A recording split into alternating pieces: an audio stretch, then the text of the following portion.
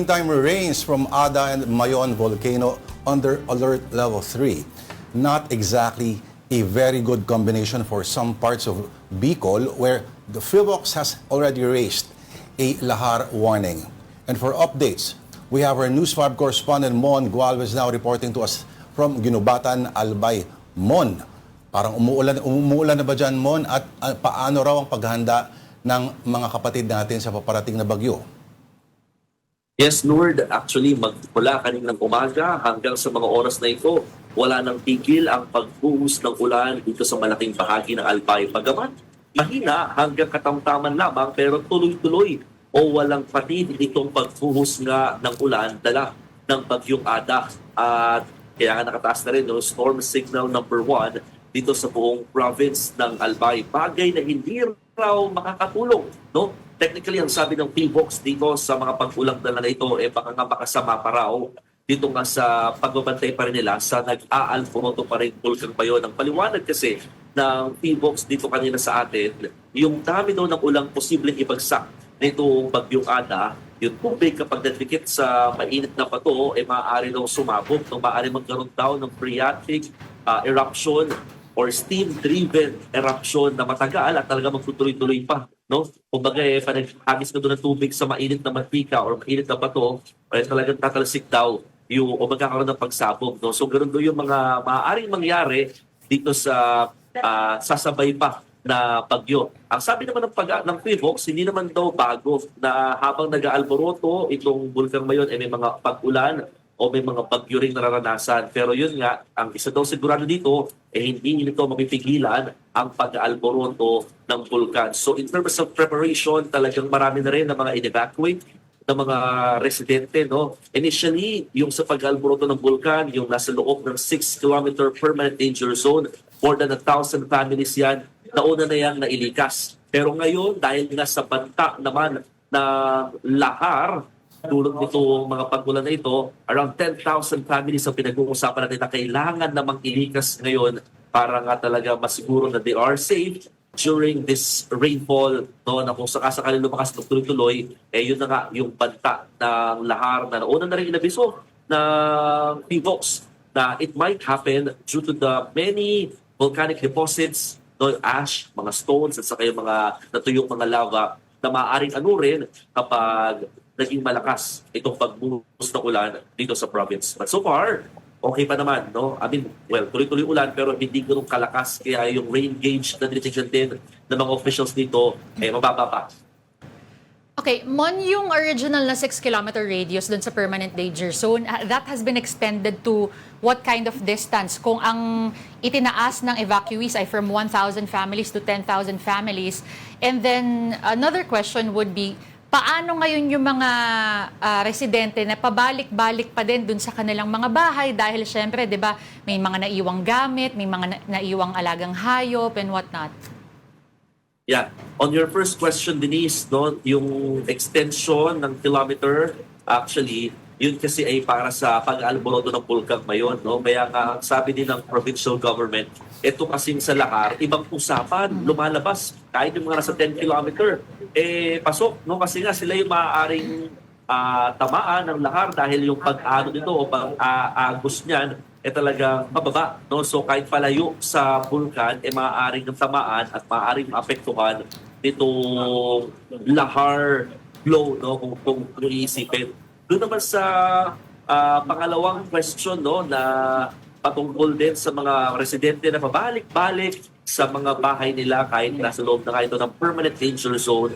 Ngayon kasi, pantay sarado ito ng mga otoridad. May mga police, may mga military personnel tayo na nakikita na nakabantay doon. Pero may mga nakikiusap, may nagpupumilit at meron talagang umeskapo na, no, technically. Ngayon, ang ginagawa ng authorities, they are logging in. No, kailangan mag-log in yung mga residente na babalik sa kanilang mga areas. Talaga kailangan sila orasan lamang at kailangan nila makalabas din kaagad. Yan kasi yung mga tama ka, pagpapakain ng alagang hayop, pero mga i-check na mga pananim, no? So overall bawal. Pero pag may mga talaga nakikiusap, mangilan-ilan lamang ang pinapayagan at yun nga, orasan naman daw. So para malinaw, ayan yung permanent danger zone sa ngayon dahil nga nasa alert level 3, bawal po mga kapatid. Ngayon, pinapakita natin, no, talagang kasabay ng pag-evacuate ng mga residente, talagang tuloy-tuloy din naman yung pagtulong ng Alagang Kapatid Foundation sa mga affected residents dito sa Albay na mga nag-evacuate na due to the Mayon volcano status at the same time dito ka sa lahar na possibility. Mon, ikaw ba'y nasa ginubatan dahil sabi ng kanilang resident volcanologist ay dyan daw sa area na yan ang talagang potentially talagang bubuhos o dadaan talaga ang matinding lahar kapag nagsimula na yung malalakas na ulan? Yes, Lord. That's the reason why I'm here dito sa Ginubatan town kasi dito lalo yung dalawang barangay na pinaka-binabantayan, yung Masarawan at saka Maninila, dyan sa mga barangay na yan, talaga mismo sa kalsada, tumaraan yung lahar. These are the pictures or videos na na-imagine ninyo, no? Noong mga nakaraan na talagang ang lakas ng anod ng tubig o agos ng tubig. And that is lahar kasi the color is somehow gray or papunta na sa brown at talagang may amoy siya na amoy sulfur, no? So, yun yung binabantay natin dito sa Ginubatan kasi nga, konting ulan lang, ang sinasabi ng mga residente kapag talagang nagtuloy-tuloy, doon nagkakaroon na nga ng lahar flow dito sa mga nabanggit na barangay. Kaya yung dalawang barangay na yan, around 2,000 families yung preemptive evacuation na rin ng LGU para hindi na sila mahirapan kasi ang nangyayari kapag nagkaroon na ng lahar, natatrap. They are isolated now in their houses, no? At saka hindi sigurado kung they will stay there safe. Kasi kapag nagtuloy-tuloy yung lahar, technically, you might see some houses na talaga aanurin na rin. But then, yun yung iniiwasan ng pamahalaan. Kaya they preemptive evacuated some of the residents now, almost 2,000 families. Mon, I just wanted to clarify, so ini-encourage nga ba ngayon na mag-log in na lang yung mga residente, magpaalam ng maayos, imbis na sa mga umi-eska po, para kapag nagka-emergency, alam nila kung merong tao within that radius? Yes, Denise, that's actually correct. Again, ang sinasabi ng government, bawal po pero yung talaga makikiusap, magpupumilit, it's better to tell the authorities that you want to enter in at kailangan ma-log in lang para nga they monitored kayo at alam nila yung number of people who went in or papasok nga sa kanilang area or doon sa pasok sa 6-kilometer range zone. At dapat daw, yung malapit lang. Hindi na papayagan yung papunta talaga sa malapit sa halos bungang ng bulkan. Ay, sorry Mon, maitanong ko na lang din, isa sa mga rason ay binabalikan nila yung kanilang mga alaga. Yung kanila bang mga alagang hayop, pwede na rin i-evacuate? Meron bang pwedeng pagstayan o paglagyan? There are suggestions to do that, no? Na isama na rin sana yung mga alagang hayop sa mga evacuation centers, pero hindi pa kasi ito na-finalize ng provincial government kasi nga kapag nasa evacuation center din, una yung pag-i-stayan, pangalawa, uso yung nakawan. So, ito yung mga iniiwasan din na mga residente, technically, na baka doon pa daw mawala yung kanilang mga alaga kapag nagsama-sama na dito sa mga ini-stay nila mga evacuation centers. Okay. Mon, yung tanong ko ay may dalawang bahagi. Yung una, nasa Ginubatan pero hindi ko kasi kabisado yung geography ng Albay. Pero sabi ng APSEMO, yung Albay Public Safety Management Office, ang pinakamarami daw mga evacuees are coming from Tabaco, no? Pero Tabaco, dyan, meron siyang 1,713 na mga katao sa mga 400 plus families. Paki-explain sa atin kung bakit doon. Ang alam ko, ang Tabaco parang may port na yun. So medyo malayo-layo na siya ng konti. Tama ba? O mali ako ng geografiya. Pangalawa, may pinapakita kang kuha dyan na yung crater na talagang may ilaw na umiilaw na sa gabi. Medyo delikado raw yun. Tama ba, Mon? Ibig sabihin nun talagang anytime soon talagang maaring may mga pagsabog na mangyari. Oo. Okay. First question, Lord, yung Tabaco, kabilang kasi talaga siya sa mga LGU or bayan at syudad na talaga nakapalibot dito sa Mayon Volcano, no? Actually, medyo malayo-layo siya dito sa amin ng konti, dito sa Ginubatan, at sa bandang papunta na siya sa, kung titignan, palikod, parang gano'n, no? So, maraming mga residente nagsisilikas kasi it's a city, no? So, yung mga affected residents talaga doon talagang mas marami compared to other municipalities. Pero still, they are part dito sa mga nakapalibot sa Mayon Volcano. Tama naman, no? Talaga kabilang niya sa binabantayan din, no? Kasama na rin yung Santo Domingo, Malilipot, Lipot, kasama na rin yan. Pati na nga itong Kamalig. Ginubatan, at sa Legazpi. Yung pangalawa naman, yung binabanggit natin na talagang mga parang namumula sa pinakabunganga nga ng bulkan, tama, it is actually an indication na namamaga talaga ang bulkan at talaga nag-aalboroto po ito ngayon, kaya nga nakataas pa rin sa alert level 3 itong ang status ng bulkan ngayon. Ano yung mga inaasahan sa alert level 3?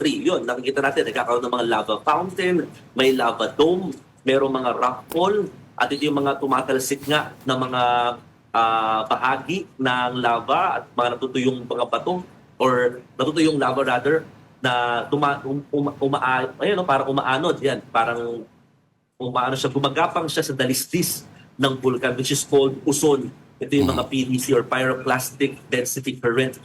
Ang sabi ng PHIVOLCS, kasi tinanong natin, no, not to make people panic, pero kailan ba inaasahan itataas sa alert level 4? Ang sabi nila, kapag humaba na daw talaga, yun nakikita yung haba ng mga parang lava, kapag umabot daw yan ng 6 kilometers, yun, isa yan sa mga factor. Kapag yung lava fountain, yung tumatalsik pataas, ay umabot din ng kilometro ang layo. Iyon, another factor din yun. Kapag dumami din daw yung paglindol na nararanasan, another factor din yun na maaaring itaas. Ngayon kasi, hanggang 2 kilometers pa lang yung haba ng uson na na-measure ng PHIVOLCS. So it's quite short pa kung ikukumpara nga sa 6 kilometers na kanilang parameters, no? So, delikado. Ngayon pa rin, talagang mataas pa rin po yung pag-alboroto ng bulkan. Pero yung sinasabi nilang senaryo na sa Sabo, malabo daw. Bababa daw yung tsansa. There are 3 scenarios kasi na pinitignan dito. First, yung mabagal na pagsabog ng bulkan. Ito nga yung naranasan din ng 2023. No?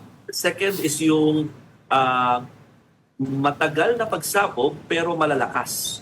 Ito naman yung nangyari ng 2018.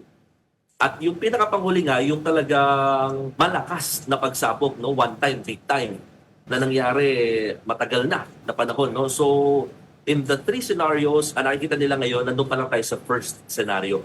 So, yung second and third, malabo pa.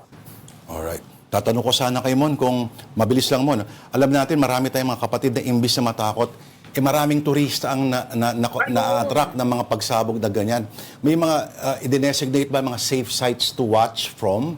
Kasi noong 2018-2023, may dinesignate na ganyan yung local government kung di nagkakamali. Mon, tama ba? Tama. Actually, may mga lugar talaga na pwedeng puntahan pa rin ng mga turista. No? Kasi nga, some of them want to see yung mismong, alam mo yun, yung mga lava fountain, yung hula kapag gabi, no, na nasa bunganga ng bulkan. There are areas na safe naman puntahan. Yung Quintanan Hill, sana tama ko ng pronunciation lang, no? At saka yung sa Linion Hill, yan, sa amin yan, sa mga media, allowed dyan. Yung Linion Hill dito sa Legazpi. At the same time, yung meron din mga Kagsawa, sa Kagsawa, doon kita pa rin talaga, no? Dito sa mga areas na ito, na madalas pinupunta ng mga turista, pwede pa rin naman, no? So wala pa namang abiso ngayon na mula hanggang doon bawal na kasi ito ay malayo na. I think nasa 10 kilometers ito. Alright. Mag-ingat pa rin sa kapangyarihan ng Mayon ang ating News 5 correspondent Mon Gualvez. Ingat kayo ng team mo.